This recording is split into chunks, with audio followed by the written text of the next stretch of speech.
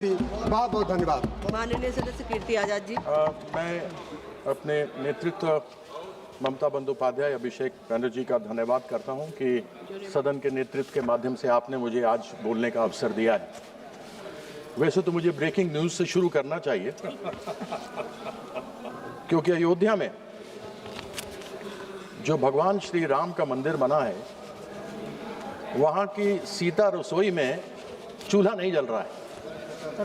वहां पर भी गैस की कमी के कारण से अयोध्या के अंदर श्री राम मंदिर में भोजन प्रसाद बनना बंद हो चुका है। यह परिस्थिति है और संभवतः संज्ञा इसका मंत्री जी देंगे। अभी माननीय मंत्री जी ने कहा कि अंतर्राष्ट्रीय संकट है। मैं मानता हूं अंतर्राष्ट्रीय संकट है, लेकिन अभी 2 दिन पहले माननीय प्रधानमंत्री जी ने एक वक्तव्य दिया था कि कांग्रेस के लोग झूठ बोल रहे हैं, लोगों को बरगला रहे हैं, देश में कोई संकट नहीं है। अब वो बरगला रहे हैं या नहीं बरगला रहे मुझे मालूम नहीं। मैं इतना जानना चाहता हूं कि यदि देश में संकट नहीं है, ऐसा प्रधानमंत्री ने कहा है, तो 65 रुपए प्रति सिलेंडर गैस के दाम क्यों बढ़ाए गए हैं? गरीब आदमी के ऊपर मार क्यों मारी जा रही है? इस विषय के ऊपर सरकार में कोई जवाब देने को तैयार नहीं। आदरणीय जो मुझसे पहले सत्ता पक्ष की तरफ से बोल रहे थे कि सोने के दाम बढ़ रहे हैं। अरे सोने के दाम से मुझे क्या मतलब? मुझे तो मतलब उस गैस सिलेंडर से है जो गरीब आदमी तक के घर तक में जाती है और उसके घर का चूल्हा जलता है। वह बात दूसरी है कि 9 करोड़ गरीब लोगों ने दूसरी बार सिलेंडर जब फ्री में दिया गया था नहीं लिया, क्योंकि 1100-1200 रुपए कीमत उसकी बन चुकी है। ऐसी परिस्थिति में मैं क्या कहूं, मुझे समझ नहीं आता।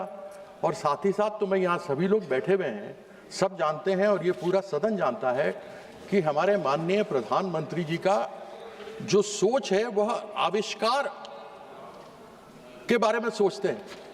और यदि जो 2017 में प्रधानमंत्री जी ने कहा था, यदि उसको यह सरकार मान लेती, रिसर्च एंड डेवलपमेंट कर देती, यदि सप्लीमेंट्री बजट नहीं अगर मेन बजट में भी पैसा दे देती, तो आज गटर गैस से वो सारी कमी पूरी हो सकती थी जिस गटर गैस के बारे में प्रधानमंत्री जी ने बात किया था। सब घर के नीचे गटर है, सब गटर में डालो। कैसे बताया था, पाइप डाला, कैसे बर्तन उल्टा किया, छेद किया और उसमें से निकलता तो पैसा भी बचता। इतना हमें आयात करने की आवश्यकता नहीं पड़ती। अब यह तो सभी जानते हैं कि यहाँ पर डीएमके के लोग भी बैठे हैं, यहाँ तेलंगाना से भी कांग्रेस के लोग भी बैठे हुए हैं, केरला के भी लोग बैठे हैं लेफ्ट के। बंगला विरोधी ही केवल यह सरकार नहीं है। जहां 21 राज्यों में इनकी सरकार है, चाहे अपनी हो या मिलीजुली एनडीए की हो, वहां पैसा पूरा केंद्र का शेयर मिलता है, लेकिन इन 4 राज्यों में नहीं मिलता क्योंकि कहते हैं यूटिलाइजेशन सर्टिफिकेट नहीं मिला है। और मैं आपको बंगाल के बारे में बताना चाहता हूं कि आज जो आप ये सप्लीमेंट्री डिमांड का लेकर आए हैं, यह लगभग 2 लाख करोड़ का है। नेट जो मांग है वो 2 लाख करोड़ की है और 2022 से लेकर आज तक हमारा पैसा 2 लाख करोड़ पश्चिम बंगाल का बंगला विरोधियों ने नहीं दिया है। ये बोलते हैं हमें उपयोगिता प्रमाण पत्र चाहिए, यानी यूटिलाइजेशन सर्टिफिकेट। इनको यूटिलाइजेशन सर्टिफिकेट दी गई, यूटिलाइजेशन सर्टिफिकेट दे देते हैं, उसके बाद ये जवाब नहीं देते, 6 महीने के बाद कुछ और कर देते हैं। और आज ये खड़े हुए इन्होंने जिस प्रकार से बंगाल के लोगों को दबाने का प्रयास किया है, एक चीज समझ लें कि बंगाल के लोग डरने वाले और दबने वाले नहीं हैं। पहले भी मुंह की एक 2021 में खाई थी, 2026 में भी खाने वाले हैं। और मैं आशा करता हूं कि चीफ इलेक्शन कमीशन को भी इन्होंने पैसा कुछ दिया होगा, क्योंकि सुप्रीम कोर्ट ने कहा है कि कुछ रिटायर्ड जजेस को लगा और पैसा आप दो। तो उसके अंदर अब आप मुझे बताइए कि मनरेगा इस्तेमाल जिसका नाम इन्होंने बदल दिया, वह मनरेगा गरीबों के लिए योजना है। उसके माध्यम से गरीब आदमी कम से कम 100 दिन की रोजगार की बात होती है, उसके अंदर उसको पैसा मिलता है, वो कमाता है और जो कुछ होता है उससे अपना घर का पालन पोषण करता है। पश्चिम बंगाल में 2022 से लेकर आज तक 52,000 करोड़ रुपया मनरेगा के अंतर्गत नहीं दिया। मजदूरों का पेट इन्होंने मारने का प्रयास किया, उन लोगों को खत्म करने का प्रयास किया। लेकिन ये हमारी सरकार है, जहां नाम आपने तो बदला लेकिन हमने महात्मा गांधी का नाम रखा और श्रम श्री को महात्मा श्री कार्यक्रम के अंतर्गत चालू किया। इन 4 सालों में 100 करोड़ दिन लोगों को काम दिया, जिसमें 78 करोड़ पीपल खाताधारियों को लाभ हुआ है। आपने तो प्रयास कर लिया, कितने भी तो कर ले सितम, हंस हंस के नहीं सहेंगे हम।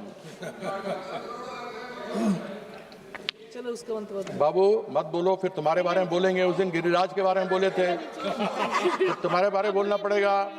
मत बोलो बेटा, मत बोलो, बेटे की तरह हो, मत बोलो, मत बोलो। हाँ, दादा की तरह।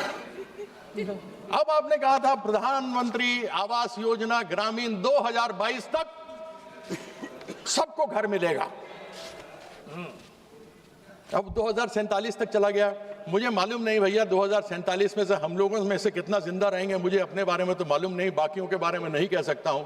लेकिन तब कौन देखेगा मिले कि नहीं मिले। आपने यानी इस बंगला विरोधी सरकार ने 2022 से लेकर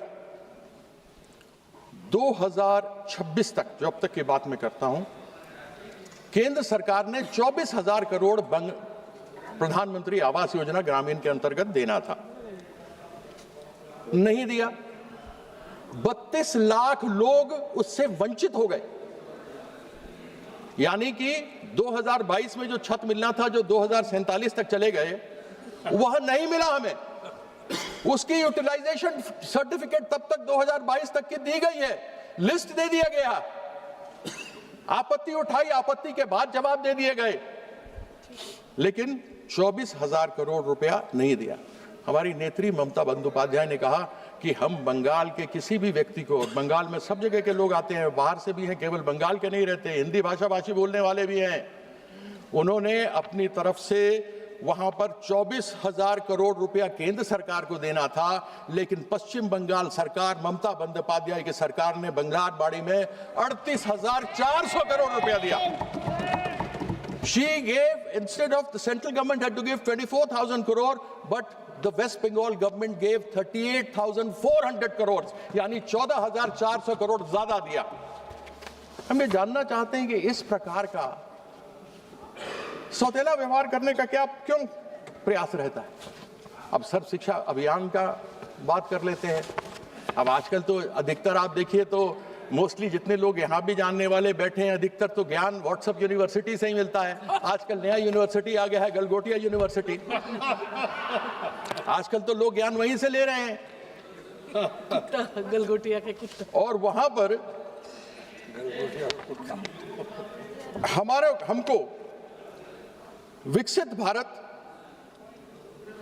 में लोगों को पढ़ाना लिखाना है। इस समग्र शिक्षा अभियान के अंदर 19,000 करोड़ रुपया हमारे बच्चे बच्चियों को नहीं दिया। हम विकसित भारत बना रहे हैं या अशिक्षित भारत बनाने का प्रयास कर रहे हैं। बंगाल का बच्चा, बंगाल की बच्ची बिना पढ़े लिखे नहीं रहेगा। और वहां इस प्रकार के कार्यक्रम वहां की सरकार ममता बंदोपाध्याय ने किए हैं कि कन्याश्री, रूपोश्री जैसे कार्यक्रम है। कन्याश्री को तो यूनाइटेड नेशन, यूनिसेफ ने अवार्ड दिया है, जिसमें 18 साल की बच्चियों को जब 11वीं 12वीं पास करती हैं तो 25,000 रुपए उनके खाते में डायरेक्टली डाले जाते हैं। ये है पश्चिम बंगाल।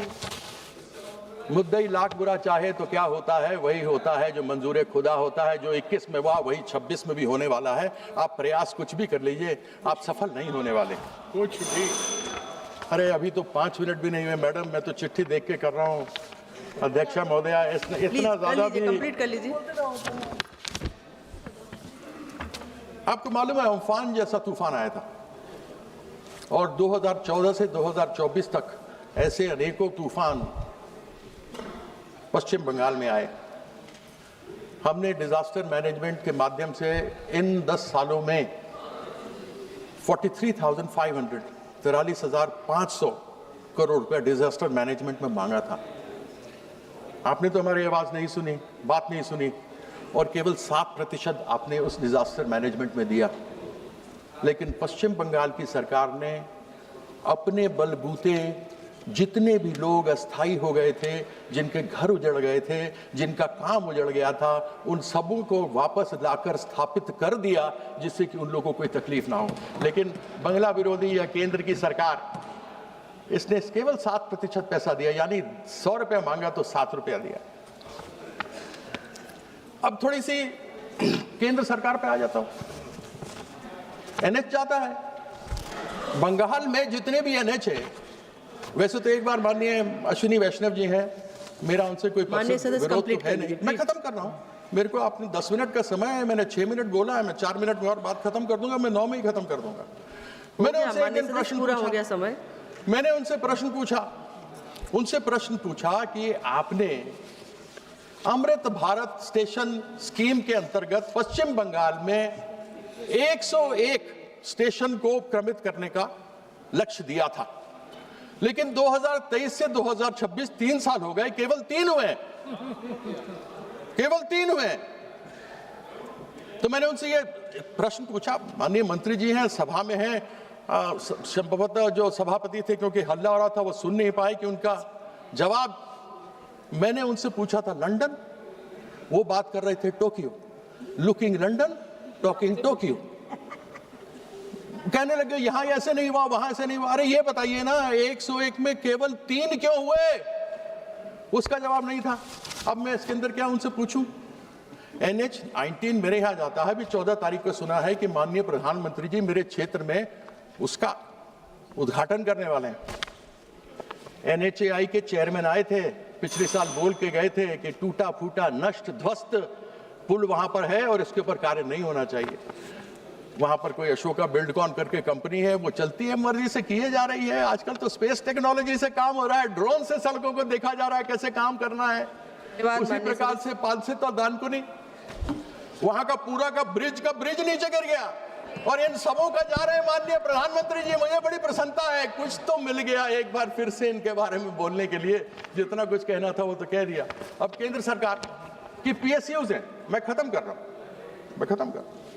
केंद्र सरकार के अनेकों PSUs हैं। मेरी कॉन्स्टिट्यूंसी बर्धमान दुर्गापुर, ये मैं दुर्गापुर क्षेत्र की बात कर रहा हूं। अनेकों बार बात करते हैं विकसित भारत, आत्मनिर्भर भारत।